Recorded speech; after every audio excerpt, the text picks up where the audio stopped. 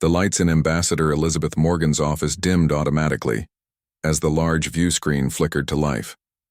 She had been working late, reviewing trade proposals between Earth and the outer systems. It was routine work, the kind that filled most of her days as humanity's representative to the Galactic Imperial Council. Ambassador, the computerized voice announced, priority broadcast from the Imperial Council chambers. Elizabeth frowned. Council broadcasts typically came with advance notice. She set down her tablet and straightened her Navy diplomatic uniform. Accept transmission, she said. The screen changed to show the Grand Imperial Council chamber. 17 alien representatives sat in a semicircle on elevated platforms. At the center stood High Chancellor Zix Vakar, his scaled skin gleaming. Under the lights, 4 arms gesturing dramatically as he spoke. The translator in Elizabeth's ear converted his clicks and hisses into English. The Imperial Council must take firm action against unchecked human expansion, Zix Vakar was saying. Their colonies spread like a disease across valuable resource sectors. Elizabeth leaned forward, her stomach tightening. Relations with the Empire had been tense but stable. This rhetoric was new and dangerous. Today, Zix Vakar continued, I authorized a necessary security operation. Observe. The screen switched to a view of New Haven Colony. Elizabeth recognized it immediately.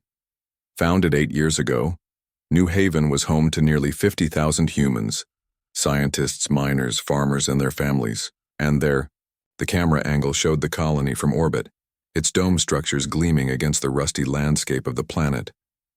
Then a flash of light, then another, and another. Elizabeth gripped the edge of her desk, her knuckles turning white. She wanted to look away but couldn't. Beams of energy lanced down from above, striking the colony's shields, which flickered blue briefly before failing. The next beams hit the domes directly. One by one they cracked, shattered, and collapsed. Within minutes, the entire colony was reduced to smoking ruins. 50,000 lives gone. The screen changed back to Zix Vakar, who stood tall, his secondary arms folded across his chest in a gesture of satisfaction. Let this serve as a warning to the Terran Alliance. The rich resources of the Orion sector belong to the Empire. Further human expansion will be met with similar consequences. The broadcast ended, leaving Elizabeth in stunned silence. Her brain tried to process what she had just witnessed. This wasn't a military operation. New Haven had no significant defenses.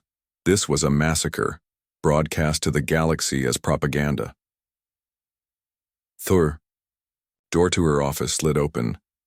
Daniel Harris, her chief assistant, rushed in. His face was pale, his eyes wide with horror. Madam Ambassador, have you seen? Yes, Elizabeth replied, her voice unnaturally calm. She stood up slowly, her mind suddenly clear.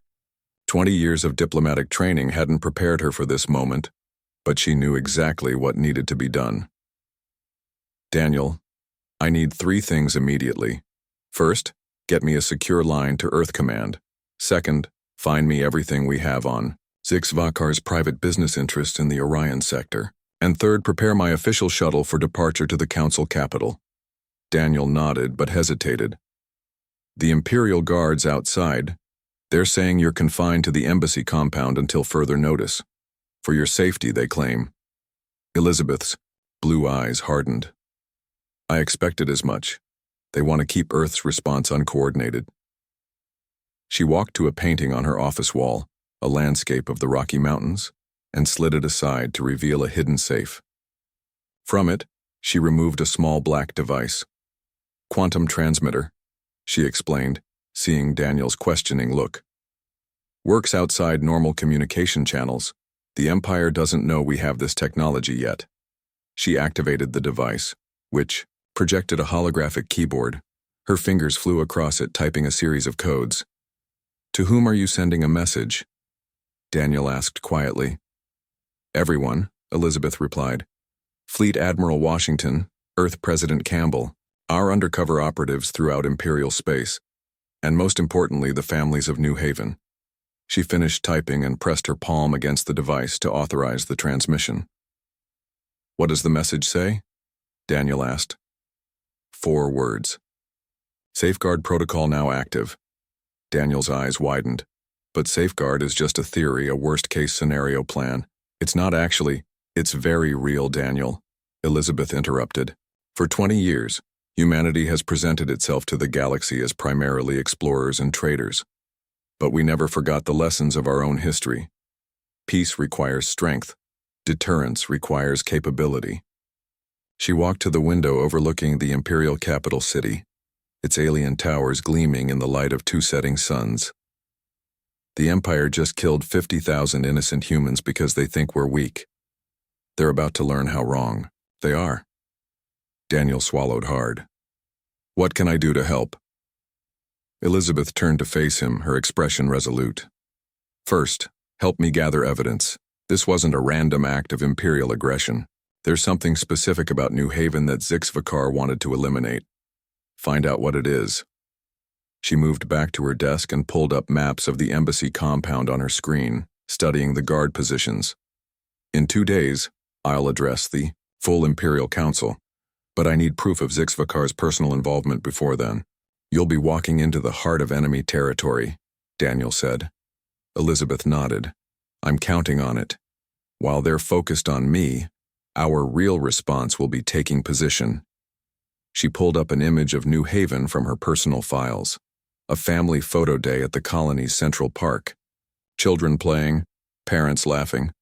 All gone now. The Empire thinks they're dealing with just another species they can bully into submission. They don't understand human nature at all. She closed the image, her resolve hardening. When faced with tragedy, humans don't cower. We unite. Daniel straightened his posture. What should I tell the Imperial guards outside? Tell them I'm in shock and resting, Elizabeth said, already turning her attention to planning her council appearance. They expect us to be paralyzed by grief and fear. Let them think they're right. As Daniel left, Elizabeth opened a hidden compartment in her desk and removed a small data chip.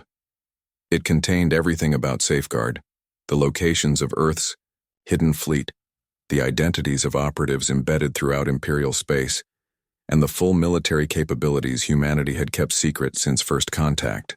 50,000 souls, she whispered to the empty room. I promise you justice. Outside her window, life in the Imperial capital continued, oblivious to the fact that everything was about to change. The Empire had just awakened a sleeping giant, and Elizabeth Morgan would make sure they regretted it. 3 days passed in a blur of activity for Elizabeth.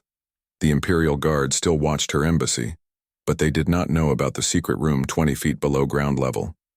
There, Elizabeth and Daniel worked tirelessly, gathering evidence and preparing for what would come next. Got something, Daniel said, his voice tired but excited. He pointed to his screen where financial records scrolled.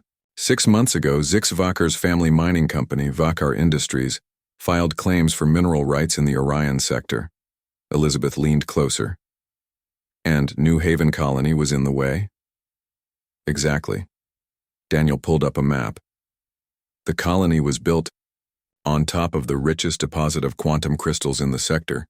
These crystals are critical for advanced faster-than-light drives. Elizabeth nodded slowly. So this wasn't about human expansion at all. It was about money and resources. There's more, Daniel continued. I found communications between Zix and Imperial Fleet Commander Draz. The attack was carried out by ships registered to Vakar Industries, not official Imperial vessels. The Council never authorized this attack. Elizabeth felt a cold anger settle in her chest. He murdered 50,000 people for mining rights, then lied to the entire Council about it. She stood up straight. Is the evidence package ready? Daniel nodded and handed her a small data chip. Everything is here. Financial records, communications, ship registrations, and satellite imagery of the attack showing the Vakar Industries logo on the attacking ships. Good work. Elizabeth tucked the chip into a hidden pocket in her uniform. Captain Brooks arrived last night? Yes, he's waiting in the secure room. The Imperial Guard searched him but found nothing. They think he's just part of your security detail for the Council meeting. Elizabeth checked the time. 2 hours until I address the Council. Is our quantum transmitter still working? Yes, but Imperial security is increasing. We might not be able to send another message. We won't need to, Elizabeth said. Today our message will be very clear. Captain Alan Brooks was a tall man with a stern face and alert eyes that missed nothing. He wore the simple gray uniform of Earth's diplomatic security team. But Elizabeth knew his real role as one of Earth's top military intelligence officers. Captain, she greeted him. Is everything in place? Brooks nodded once. Operation Safeguard is fully activated. Our hidden fleets are ready. Special operatives on 17 Imperial worlds await your signal. And the evidence package I sent 3 days ago? Confirmed and verified. Earth Command agrees this was an unsanctioned attack for private gain. Elizabeth took a deep breath. Then we proceed as planned. I'll present our evidence to the Council and demand justice. If they refuse, then we take justice. Brooks finished, his voice hard. The trip to the Council chambers was tense. Imperial guards surrounded Elizabeth's shuttle supposedly for protection. She knew better. They were making sure she didn't deviate from her path. The Great Hall of the Galactic Council was designed to impress and intimidate. Massive columns rose hundreds of feet toward a domed ceiling, painted with scenes of Imperial conquest. The 17 council members sat on elevated platforms looking down at the speaker's floor. Hundreds of diplomats, officials, and media representatives watched from the galleries. High Chancellor Zixvikar sat at the center, his forearms resting confidently on his chair's armrests. He looked down at Elizabeth with what passed for a smile among his species.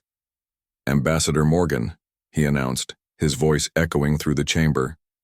The Council recognizes Earth's representative. You may speak. Elizabeth walked to the center. Of the floor, Captain Brooks 2 steps behind her.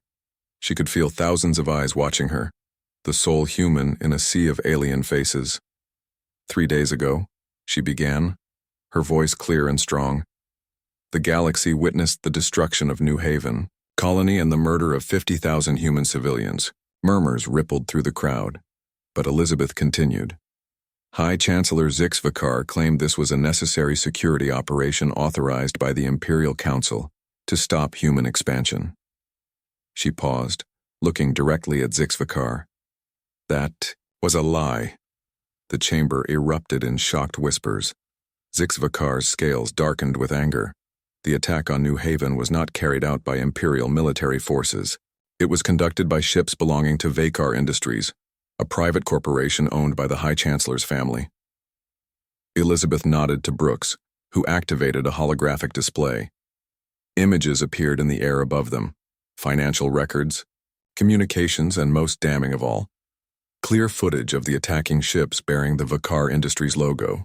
New Haven colony was not a military threat, Elizabeth continued as the evidence played out for all to see. Its only crime was being built on top of valuable quantum crystal deposits that Vakar Industries wanted to mine. Zixvikar stood up, his voice rising to a hiss. These are fabrications. Human lies. Elizabeth remained calm. Every piece of evidence has been verified. The Terran Alliance formally charges High Chancellor Zixvikar with crimes against sentience, specifically, the murder of 50,000 civilians for private financial gain. The other council members were leaning forward now, some conferring urgently with aides, others staring at Zixvikar with new suspicion. Humanity does not seek war with the Galactic Empire, Elizabeth stated. We seek justice. The immediate arrest of Zixvikar, reparations to the families of New Haven, and guarantees that such an atrocity will never happen again. Councillor Neath of the Vrulzan species stood up. His thin frame and large eyes gave him an almost insect-like appearance.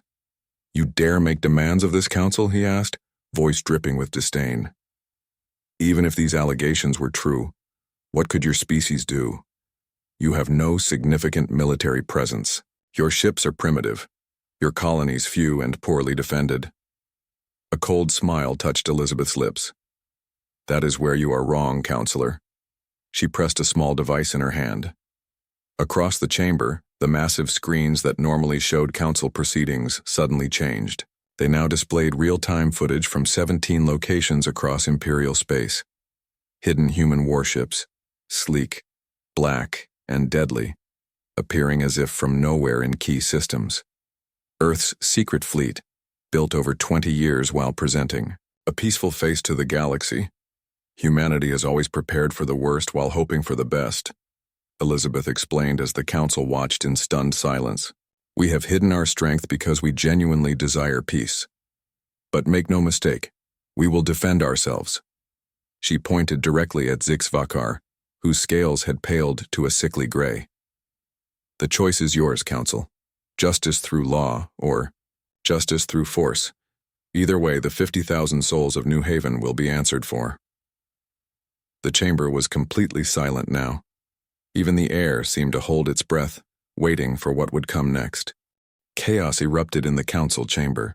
Some representatives shouted for guards, others demanded explanations, and a few simply stared at the screens showing human warships in Imperial space. High Chancellor HFY's voice rose above the noise. This is an act of war. Arrest the human ambassador immediately. Imperial guards moved toward Elizabeth, weapons raised. Captain Brooks stepped in front of her, hand on his sidearm. Stop. The command came from an unexpected source.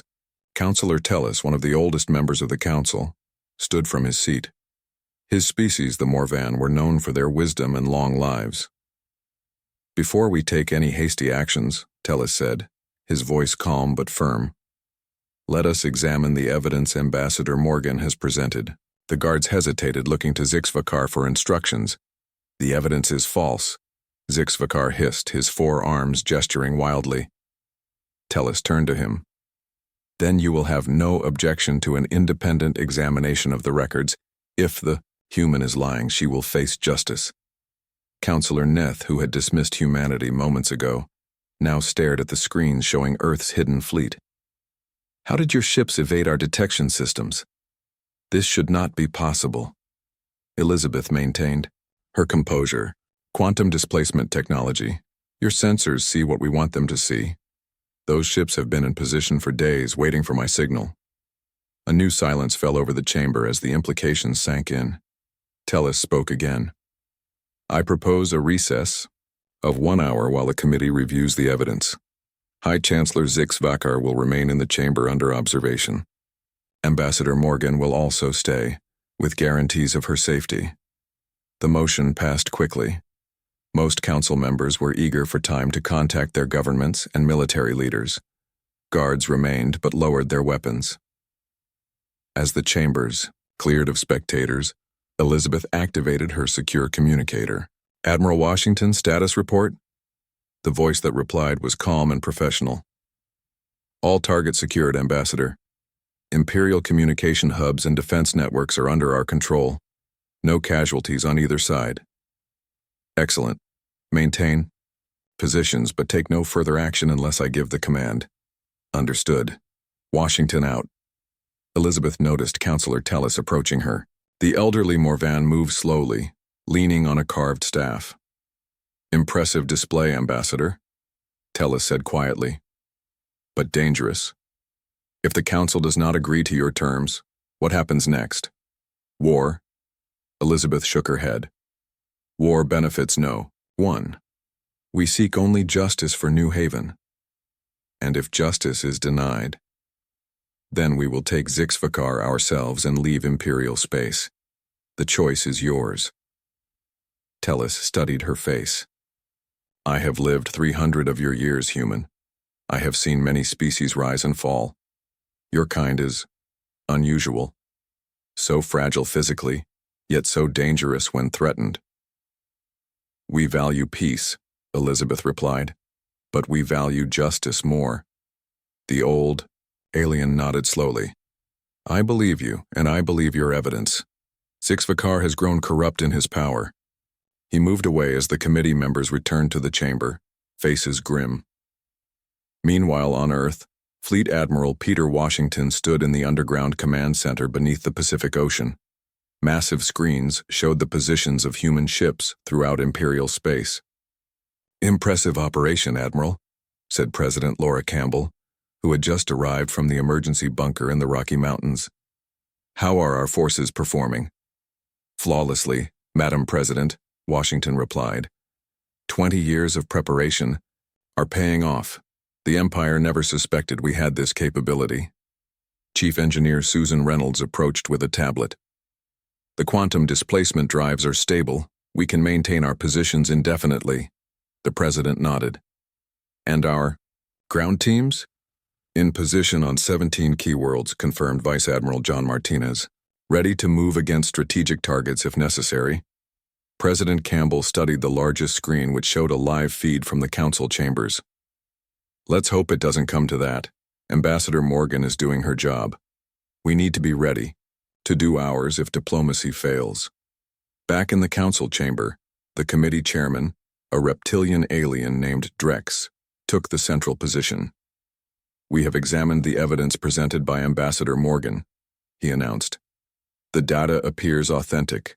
Communications between High Chancellor Zixvikar and Vakar Industries confirm that the attack on New Haven Colony was ordered to secure mining rights to quantum crystals.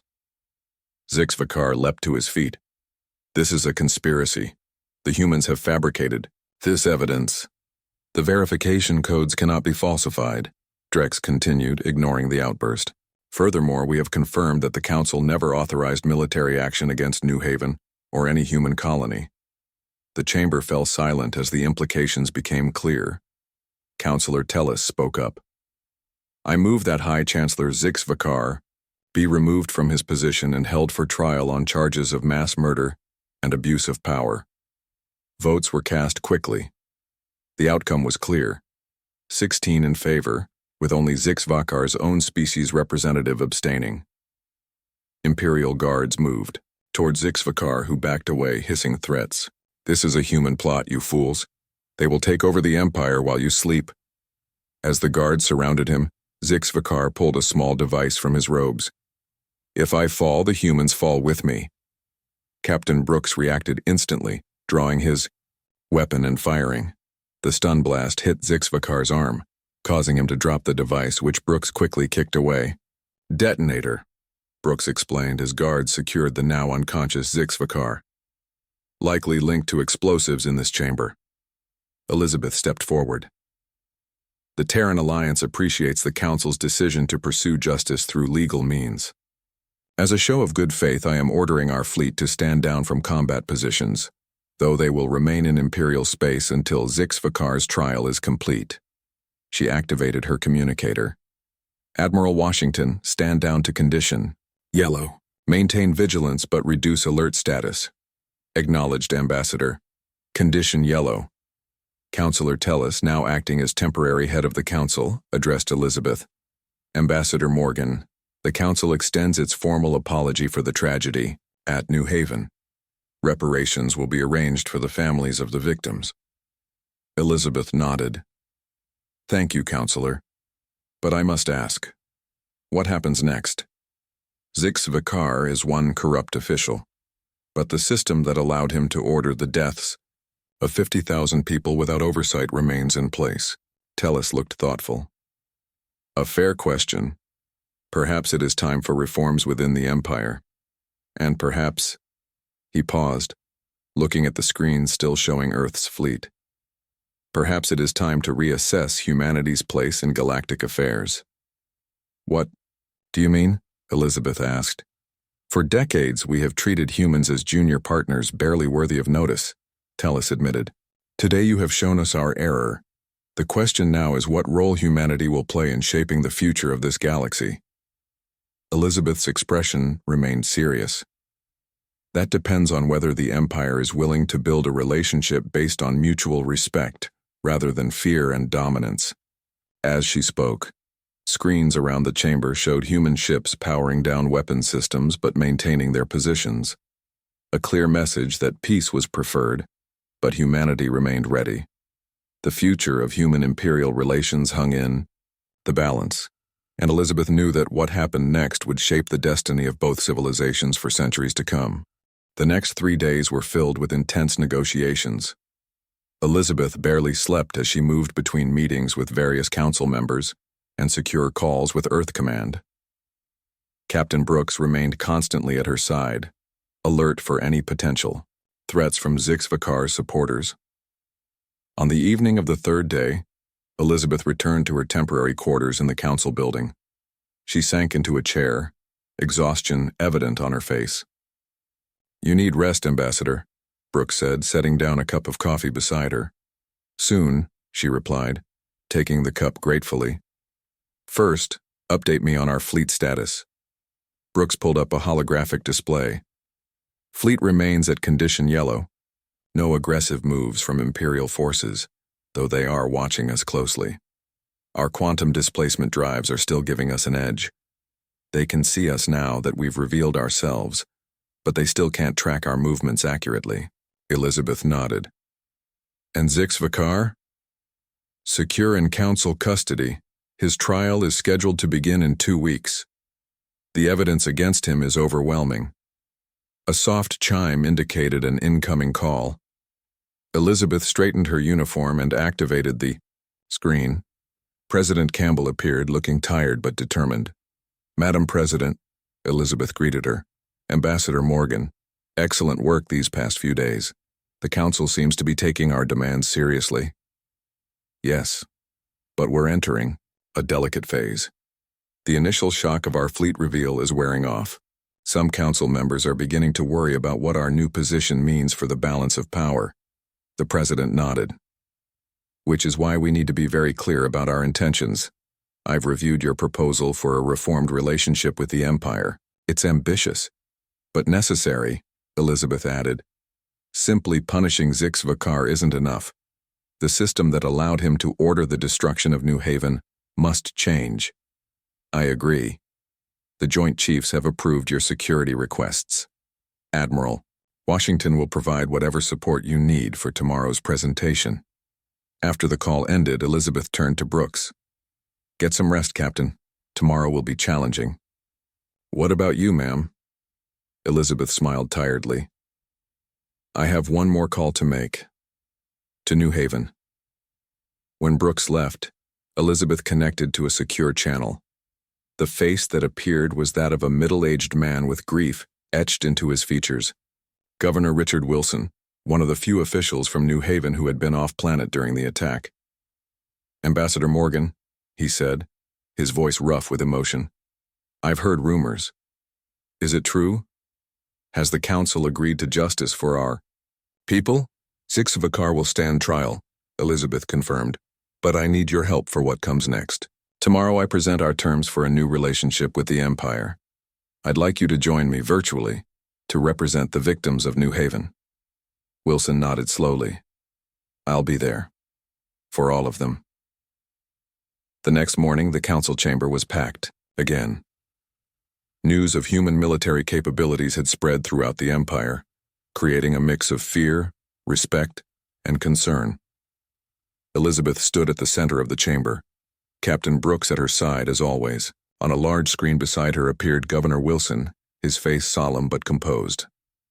"3 days ago," Elizabeth began, "I came before you seeking justice for the 50,000 humans murdered at New Haven Colony. Today I come with a proposal for how we move forward together." She activated a holographic display showing a new treaty document. "The Terran Alliance proposes the following reforms to our relationship with the Galactic Empire.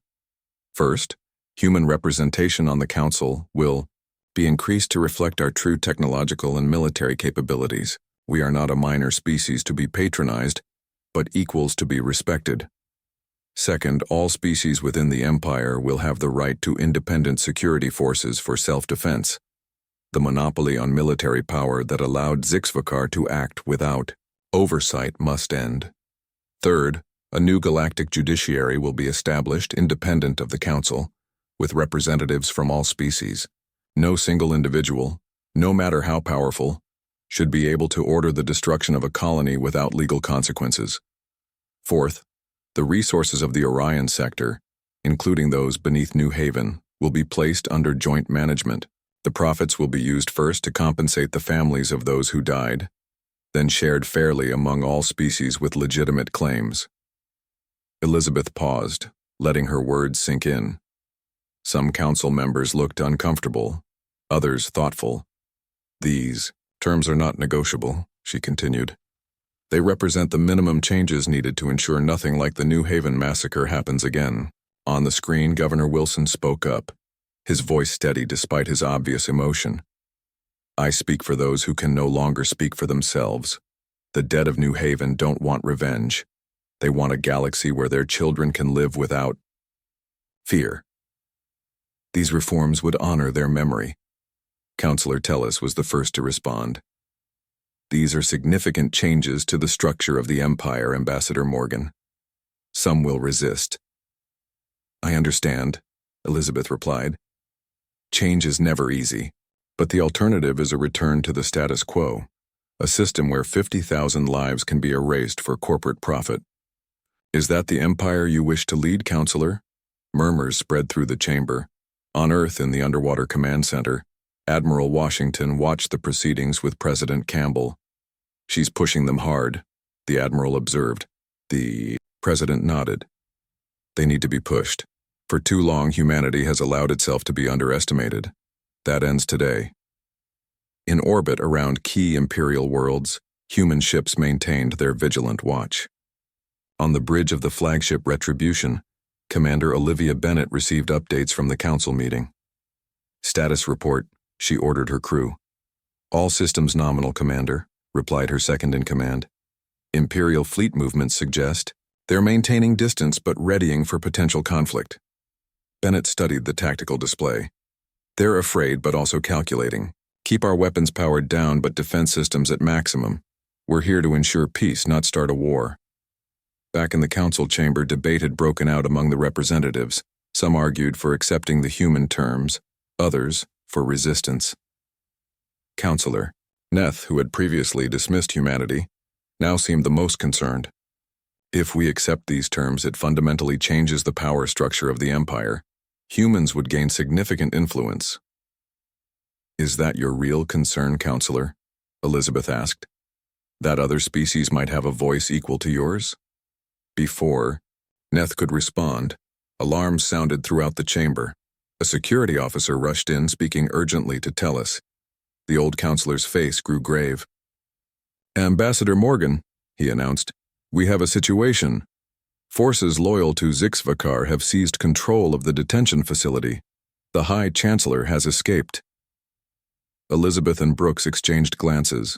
This was a complication they had prepared for. There's more, Tellis continued. Zixvakar has transmitted a message to all Imperial forces calling for immediate military action against human ships. He claims your fleet's presence is an invasion, not a defensive measure. The chamber erupted in fearful voices. Everyone knew what a full-scale war between Imperial forces and the newly revealed human fleet would mean. Billions of casualties across thousands of worlds. Elizabeth stepped forward, her voice cutting through the chaos. Counselor Tellis, I need to use your emergency broadcast system. Now. On screens throughout Imperial space, two faces appeared side by side, Ambassador Elizabeth Morgan and Acting Council Head Tellis. The future of the galaxy would be decided by what they said next. The emergency broadcast system reached every corner of the Empire. On thousands of worlds, billions of beings watched as Elizabeth Morgan addressed them directly. People of the Galactic Empire, she began, her voice calm but firm. I am Ambassador Elizabeth Morgan of Earth. 3 days ago, I presented evidence that High Chancellor Zixvakar ordered the destruction of New Haven Colony, killing 50,000 innocent humans to secure mining rights for his family's company. Images of the New Haven massacre appeared beside her, followed by the evidence linking Zixvakar to the attack. The council reviewed this evidence and found it valid. Zixvakar was removed from power and scheduled for trial.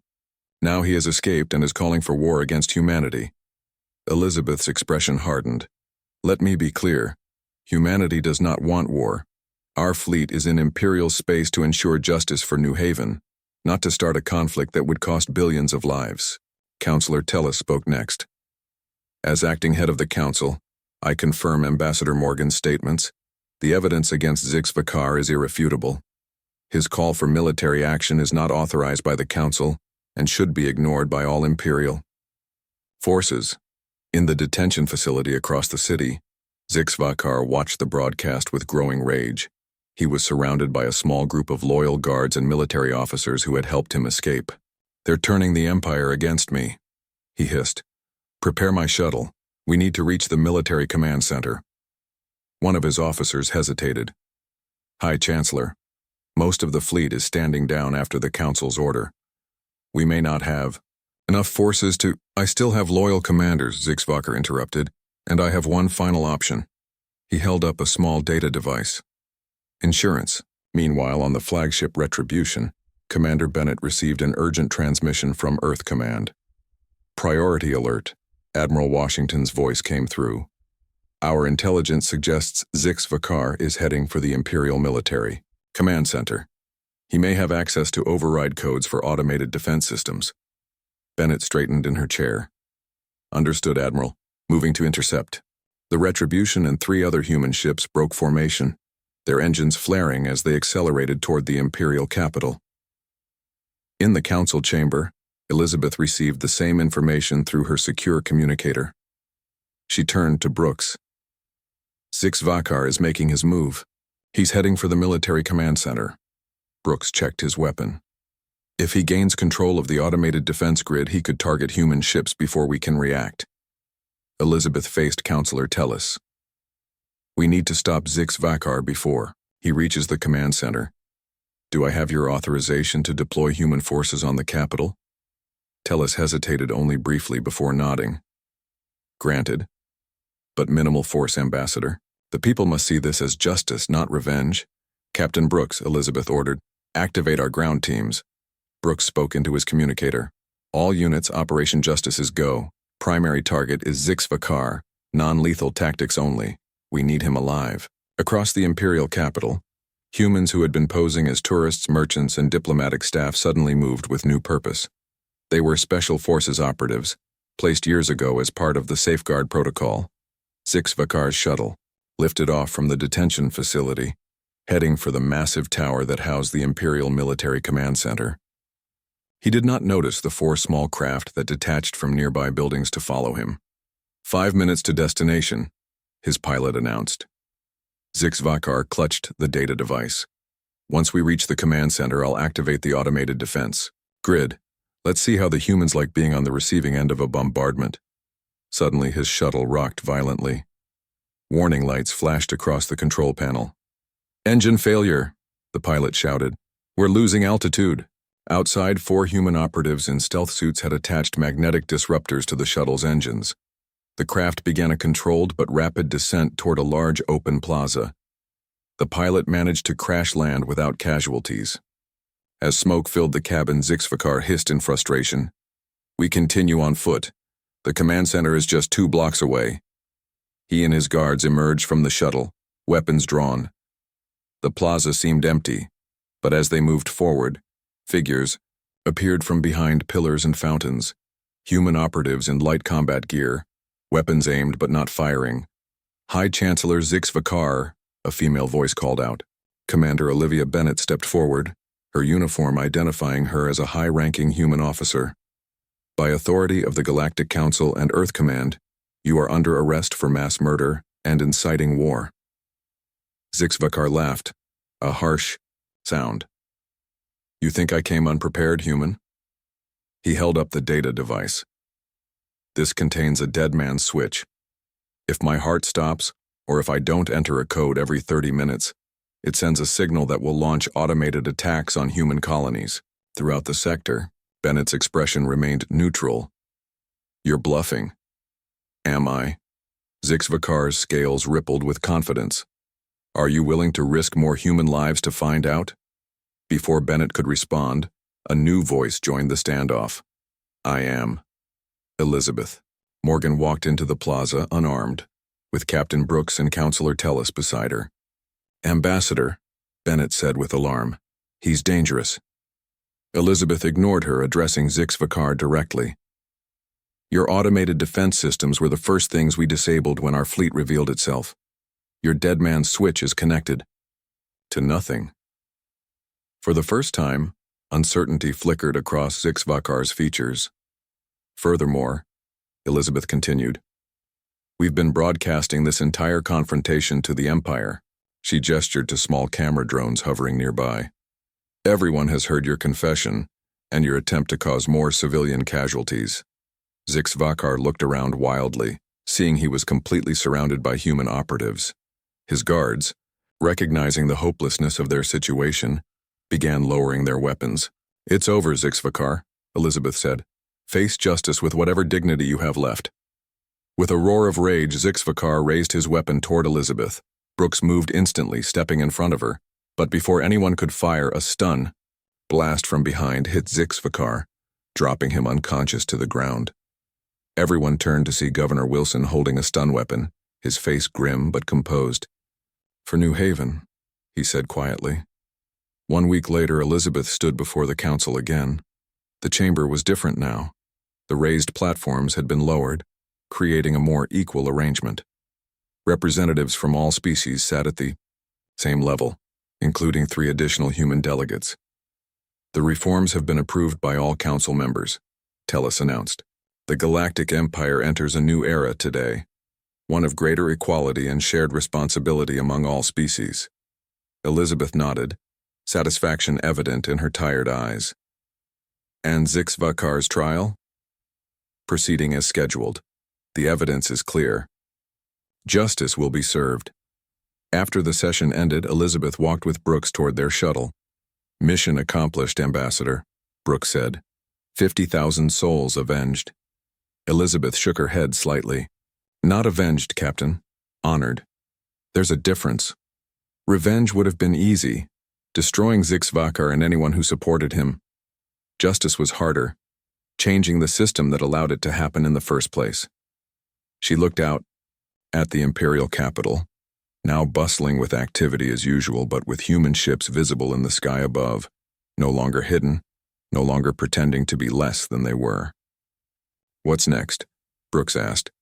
Elizabeth smiled slightly. "Now the real work begins. Building a peace based on mutual respect rather than fear. Ensuring nothing like New Haven happens again." As their shuttle lifted off, Elizabeth thought of the memorial service planned for the following day. 50,000 names would be read, 50,000 lives remembered. The dead of New Haven would never return, but their legacy would be a changed galaxy, one where humanity stood as equals among the stars, their strength recognized, their voice heard. Justice at last had been served.